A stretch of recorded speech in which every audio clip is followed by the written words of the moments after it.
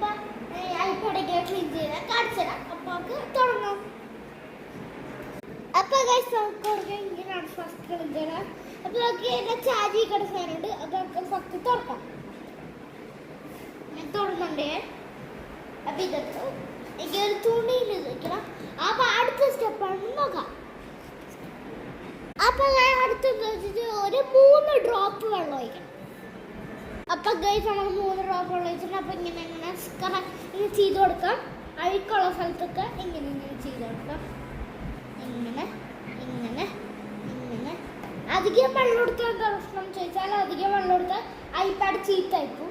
അത് കാരണം ഇങ്ങനെ ചീത്താവാത്ത രീതിയിൽ ഒരു തുള്ളി തുള്ളിയാ പുറകിൽ ചേർത്ത് ഒരു 3 തുള്ളി എടുത്തെടുത്ത് ഇങ്ങനെ ചെയ്യാം. ഇപ്പൊ നമുക്ക് ക്ലീനായി.